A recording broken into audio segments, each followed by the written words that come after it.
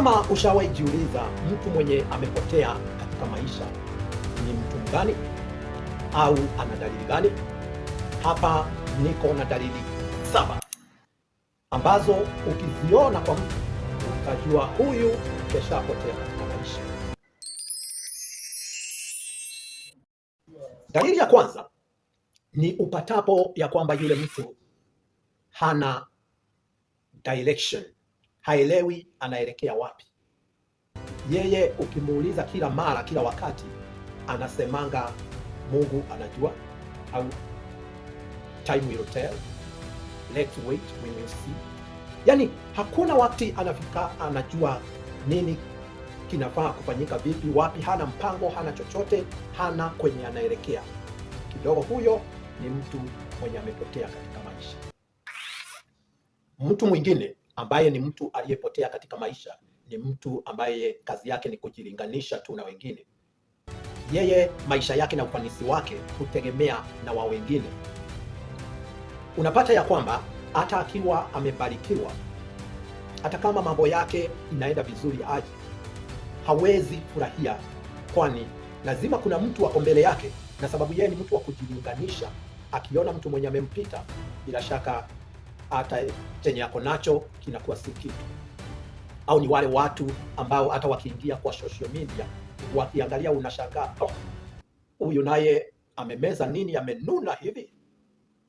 Yani badala waangalie social media, waburudike, wahisi vizuri, wao hutoka kule wakiwa wamekwazika. Wanatoka kule wakihisi huyo mtu hawezi kuwa na hicho, hawezi kuwa na gari ya namna hiyo, hawezi kuwa amenishinda hivyo, jambo ambalo halitawahi kukupa amani na hutawahi furahia jinsi ulivyo. Mtu wa tatu ambaye ni mtu aliyepotea kabisa katika maisha ni mtu ambaye hatakangi unyamavu. Hataki kuwa mnyamavu au mpweke hata kidogo. Lazima ajiweke busy. Anakuwa busy all the time. Kama hayuko kwa simu, ana scroll kila wakati.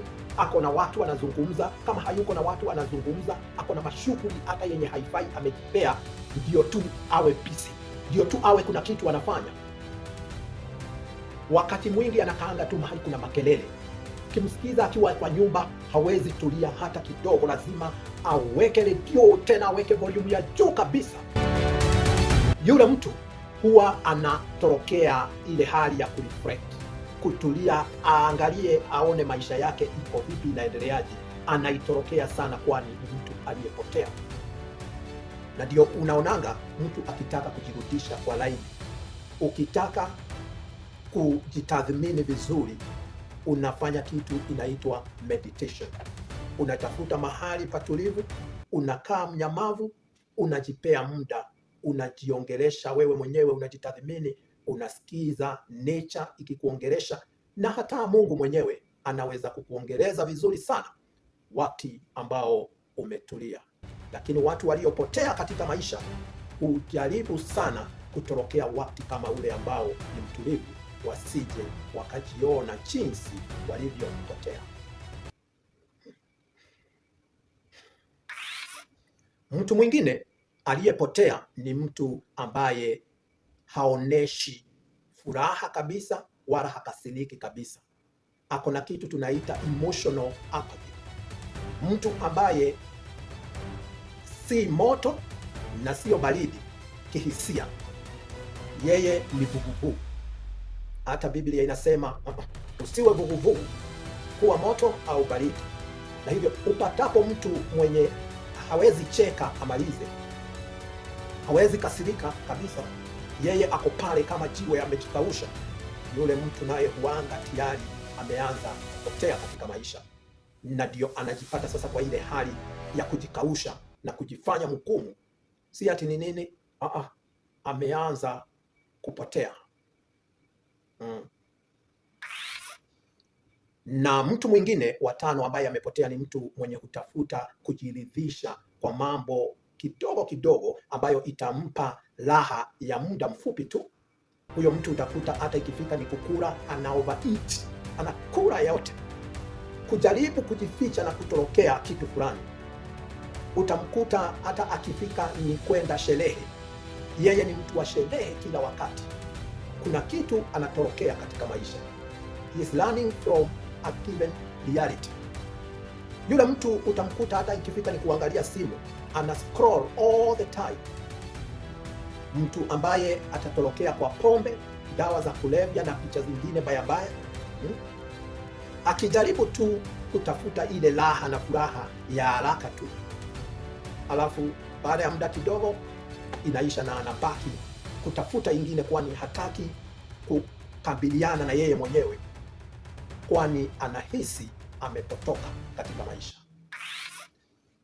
Na mtu mwingine ni mtu ambaye hawezi jicommit kwa chochote, sio kwa kazi, hawezi jicommit vizuri kazini, sio kwa relationship, ikifika ni mambo na mahusiano inakuwa kidogo hawezi jicommit, sio kwa imani, their own goals, they can't commit to anything. Watu kama hao pia ni wengine wamepotoka katika maisha. Na watu wengine waliopotea katika maisha hata zaidi ni watu ambao wanajiongelelea vibaya. Huenda kila wakati yako unakaa tu kujilaumu, unakaa kujiambia maneno na kujiita majina mabaya, unakaa ukijuta, kila wakati unajihukumu tena vikali, na unajiona kila mara hufai na tena hutoshi. Hizo tu ni baadhi ya ishara ambazo ukiziona kwa mtu, jua huyu kidogo amepotea. Na kupotea hasa katika maisha si jambo nzuri, na wala hata kidani ndani hakuna mwenye anaweza jitakia kupotea katika maisha. Lakini hilo lisikupe wasiwasi hata kidogo.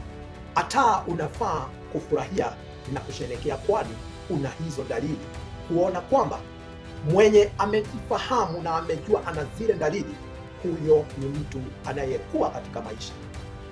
Huyo ni mtu ameanza kukomaa, ameanza kugrow. Kwa nini? Zile dalili zinafanywa na mtu ambaye anajaribu kulitorokea jambo ambalo amelifahamu na amehisi ya kwamba halipendi. Haya maisha si ya kwangu, hiki kiwango si cha kwangu, na hivyo anahisi hata kama hapo ndipo niliko kwa sasa, I don't belong here, na hivyo anajaribu kutorokea ile hali iliyoko kwa sasa. Huyo ni mtu amejifahamu. Huyo ni mtu ako na kitu tunaita self awareness, na hivyo chenye anahitaji kufanya tu ni kutune kidogo maisha yake. Anafaa kujifanyia kazi tu kiasi aweze kuyarejesha maisha yake mahali inafaa, kwani ashafahamu shida yake na ashajikubali. Sasa kilichobaki ni kidogo kuhakikisha kwamba amerudisha maisha yake kwa reli. Kila la heri.